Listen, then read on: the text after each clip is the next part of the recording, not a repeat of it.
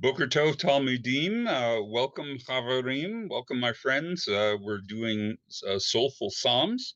We are continuing with the Psalms associated with Kabbalat Shabbat, and today I'm going to be talking about Psalm 96. Now, what I want to draw attention to chiefly is the ambiguity of time and authorship. This is one of those Psalms that, on one hand, feels like it's kind of late in the psalmody tradition. It's maybe composed close to the end of the composition of the Bible. On the other hand, there is another element of it that feels kind of archaic. It feels like it may have been written at the very beginning of the composition of the Psalms, reflecting earlier ways of thinking. You get to decide what you think it's about. So Psalm 96 is strongly emphasizing the natural order, like other Psalms in the Kabbalat Shabbat selection. And it uses actually a lot of material drawn from other sources in the Hebrew Bible. The book of Isaiah, the whole first line, sing to Adonai a new song, is a classic lift from someplace else. And there are other elements, including from other Psalms, that appear here. So maybe that points to the lateness of the composition.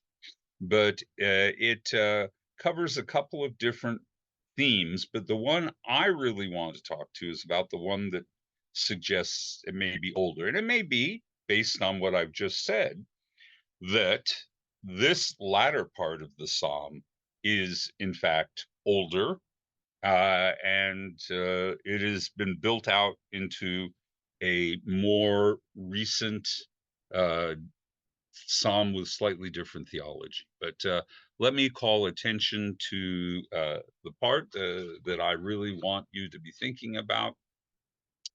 So this should be familiar to you. It is a song we have been singing certainly since I have been here at Congregation Kol Hamim, and so this should resonate with you. Okay, and it is, let the heavens rejoice and the earth exalt, let the sea and all its fullness thunder. Let the fields be glad and all that is in it. Let all the trees of the forest gladly sing. This is Yismechu Hashemayim, which we use very regularly here at Kol Ami. It's an excellent way to start Shabbat. We're talking about God inspiring praise from all of creation, and that's what we want to celebrate on Shabbat.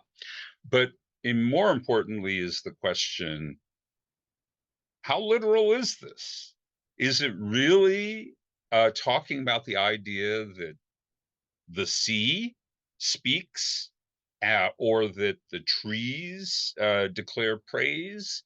At its most literal, this is animism.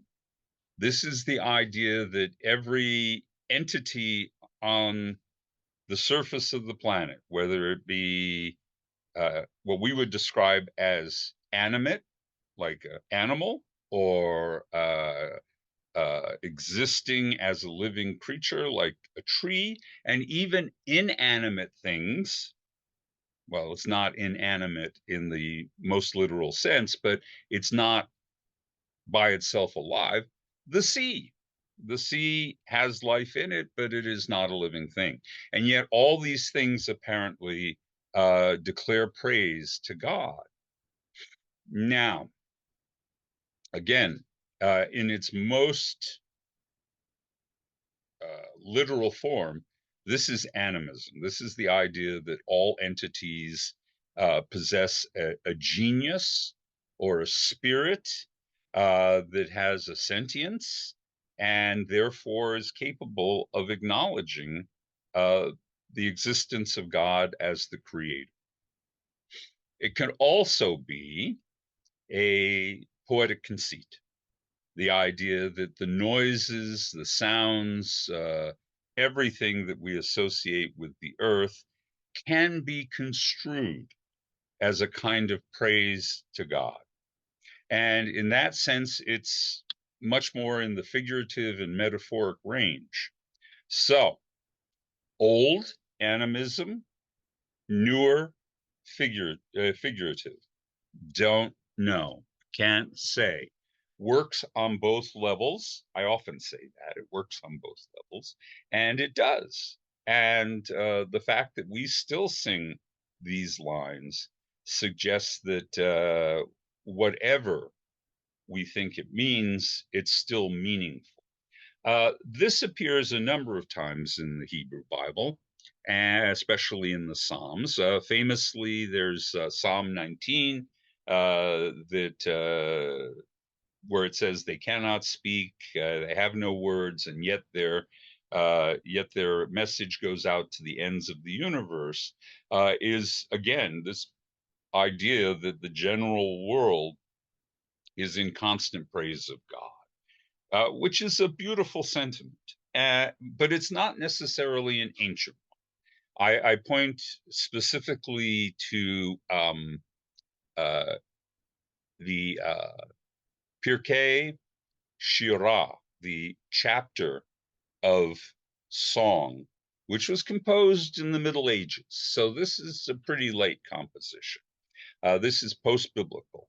And in this, its conceit is that everything on the planet, the dogs, the cats, the animals, the plants,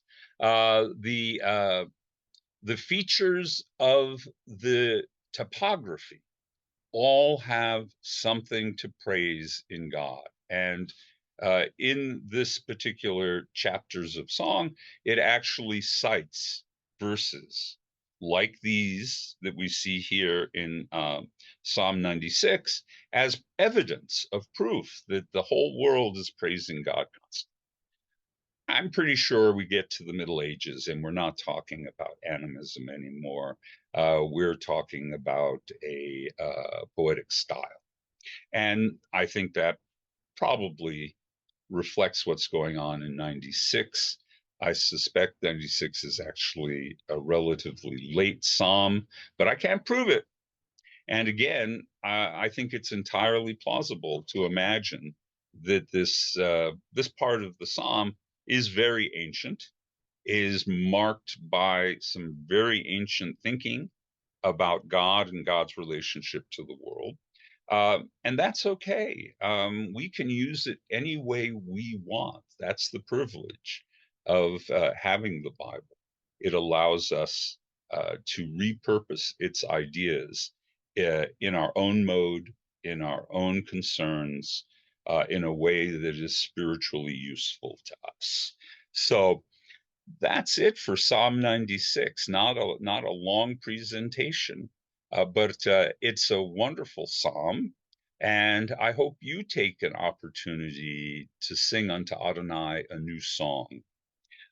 Sing unto God all the earth. It works, and certainly we want to be voices of praise. So recognizing our gratitude for the creation of this sublime and magnificent world. Take care until next time.